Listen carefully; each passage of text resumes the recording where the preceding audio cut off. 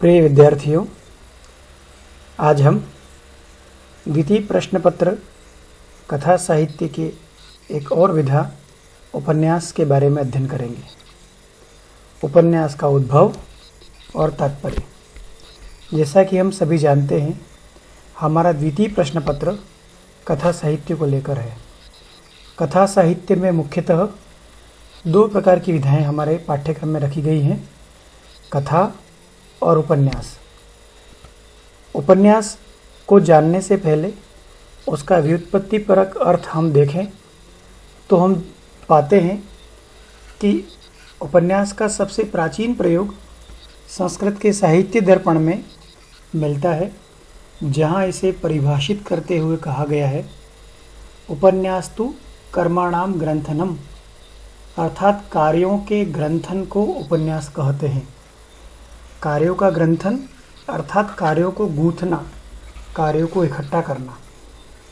इसके और प्राचीन प्रयोग कहीं न कहीं हमें कहानी, कथा और आख्यान के रूप में हमें दिखाई देते हैं। वस्तुतः जिस उपन्यास के बारे में हम चर्चा कर रहे हैं, ये उपन्यास विधा पश्चिमी देशों से हमारे देश में आई है। भारतीय साहित्य में, आधुनिक भारतीय साहित्य में उपन्यास पर सर्वाधिक प्रभाव पश्चिमी साहित्य का दिखाई देता है। उपन्यास को व्युत्पत्ति की दृष्टि से हम देखें तो यह दो शब्दों उप और न्यास से मिलकर बना है। उप का अर्थ होता है समीप और न्यास का अर्थ है रखना, अर्थात समीप रखना। क्या समीप रखना? मनुष्य जीवन की समस्त घटनाओं को इस प्रकार समीप रखना कि वह पूरा जीवन हमारे सामने चित्रित और अभिव्यक्त हो सके। उपन्यास के शब्दगत अर्थ अलग अलग भाषाओं में अलग अलग पाए जाते हैं। जहाँ अंग्रेजी में इसे नॉवेल कहा जाता है, गुजराती में इससे मिलता जुलता शब्द नवल कथा है, मराठी में इसे कादम्बरी कहा जाता है, तो बंगला में उपन्यास। हिंदी में भी अंग्रेजी के नॉवेल के अर्थ में उपन्यास शब्द का प्रयोग किया जाता है। अब यहाँ यह उपन्यास कथा साहित्य के लिए ही रूढ़ हो गया है। उपन्यास को परिभाषा की दृष्टि से हम देखें तो न्यू इंग्लिश डिक्शनरी नॉवेल को परिभाषित इस प्रकार करती है, नॉवेल वह विस्तृत गद्यात्मक प्रकथन प्रधान रचना है जिसमें वास्तविक जीवन का अनुकरण करने वाली घटनाओं और पात्रों का एक व्यवस्थित कथा वस्तु के रूप में वर्णन रहता है। यह परिभाषा कहीं न कहीं नॉवेल को, उपन्यास को एक गद्यात्मक रचना मानती है और कहीं न कहीं यह जीवन का अनुसरण करने वाली घटनाओं और पात्रों को एक व्यवस्थित रूप में रखे जाने की विधा के बारे में बताती है। रैल्फ फॉक्स इसे परिभाषित करते हुए कहते हैं, the novel is not merely prose, it is prose of man's life. अर्थात उपन्यास केवल गद्य नहीं है, वह मनुष्य के जीवन का गद्य है। इसी प्रकार उपन्यास सम्राट मुंशी प्रेमचंद भी उपन्यास को परिभाषित करते हुए कहते हैं, मैं उपन्यास को मानव जीवन का चरित्र मात्र समझता हूँ। मानव चरित्र पर प्रकाश डालना और उसके रहस्यों को खोलना ही उपन्यास का मूल तत्व है। मुंशी प्रेमचंद कहीं न कहीं ये मानते हैं कि उपन्यास मानव जीवन से संबद्ध है, मानव जीवन के इर्द गिर्द ही इसका ताना बाना बुना हुआ है और मनुष्य जीवन के और मनुष्य जगत के समस्त रहस्यों को खोलना ही उपन्यास का अभीष्ट माना जाता है। उपन्यास की विशेषताओं में हम देखते हैं कि उपन्यास कहीं न कहीं मनुष्य जीवन के सर्वाधिक निकट है। उपन्यास में वास्तविक जीवन की कथा विस्तार के साथ साथ विन्यासित भी रहती है। इसमें केवल कथा का विस्तार ही नहीं होता, इसको एक संरचना की दृष्टि से एक विशेष प्रकार और विशेष पद्धति की ढंग से हमारे सामने प्रस्तुत किया जाता है।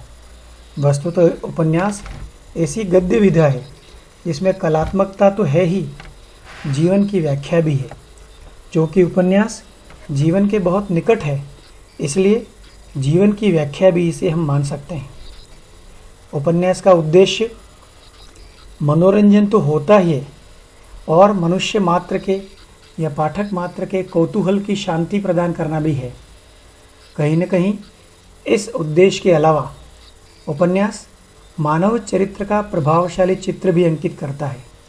अर्थात उपन्यास समग्र समाज में जितने भी मनुष्य हैं या जितने भी मानव हैं उन सभी के चरित्रों को प्रकट करता है और प्रभावशाली ढंग से प्रस्तुत करता है।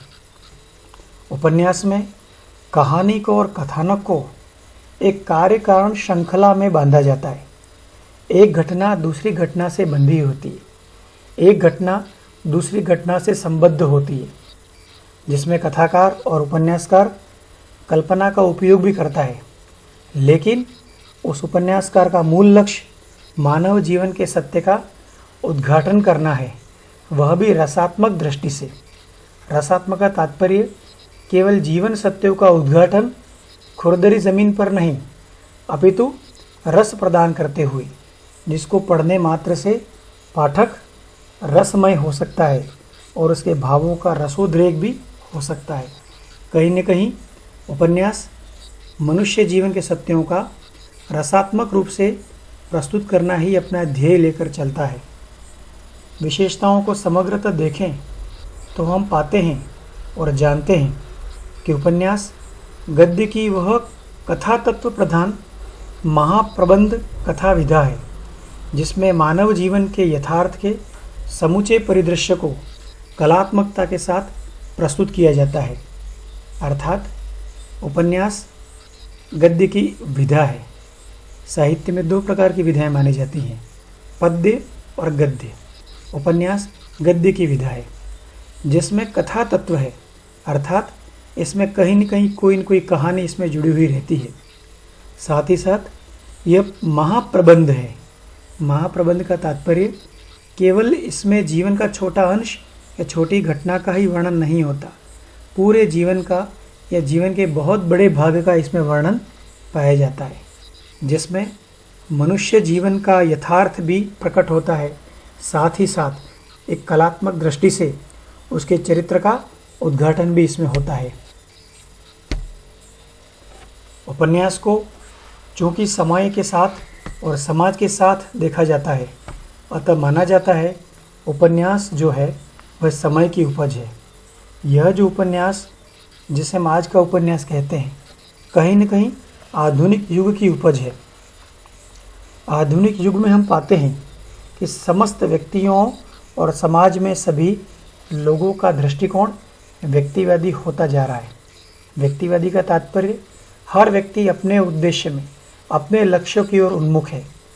उसके आगे समाज और बहुत बड़े लक्ष्य कहीं पीछे छूटते रहते हैं।